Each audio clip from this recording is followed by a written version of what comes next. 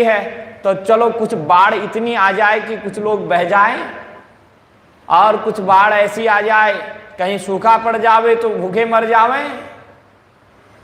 तो इस बार राजस्थान में भी बढ़िया से बारिश हुई। हमारे पास तो जोधपुर से एक सत्संगी जो है रोज सुनते थे मोबाइल से, तो महाराज बहुत बारिश आ रही है, घर डूब गए हैं, ये हो गया है। तो ऐसे कहें तो अब हम यही कहें कि गंगा मैया से प्रार्थना कर रहे हैं कि थोड़ा जल और बढ़ाई दो, और क्या हो सकता है। अब गंगा किनारे रहने वाला और क्या करेगा, वो तो गंगा जल ही ला सकता है। तो हम प्रार्थना करते थे कि भाई बारिश कम हो, बंद होए, शुभकामना देते थे।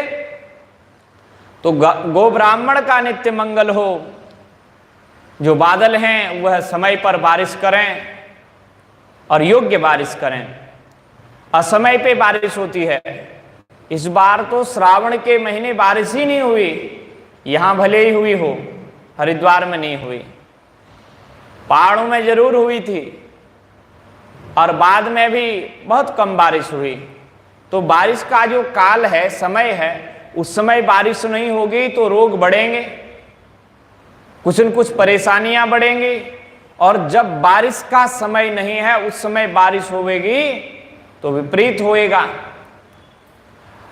तो इसलिए ऋषि कहते हैं कि समय पर बारिश होवे।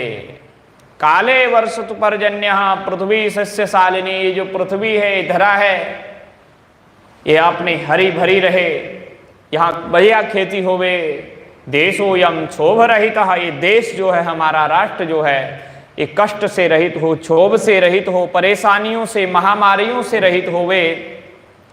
और ब्राह्मणा संतु निर्भया, और कहीं कहीं आता है सज्जना संतु निर्भया, जो सज्जन लोग हैं, ब्राह्मण लोग हैं, जो यज्ञ आदि क्रियाएं कर रहे हैं, जो किसान लोग हैं, वो निर्भय होकर के विचरण करें।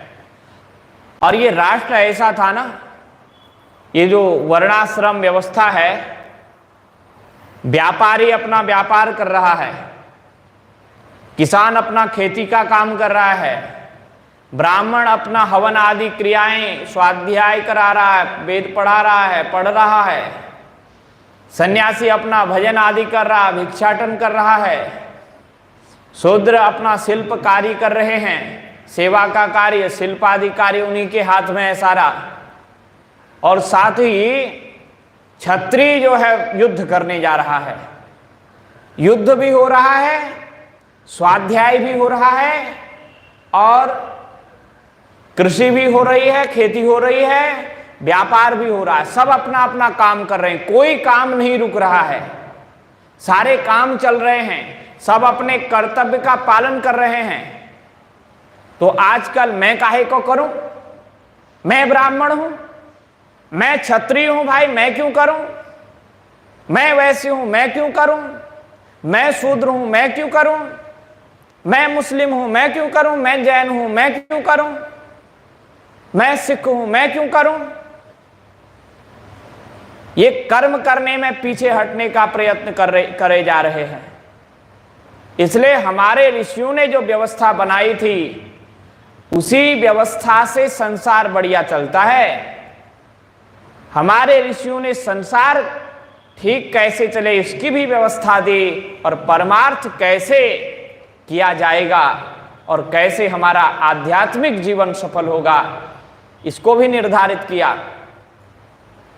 विद्यार्थी खूब पढ़ाई करे, शैशवे अभ्यस्तु विद्यानाम, शैशव अवस्था में खूब विद्या का अर्जन हो।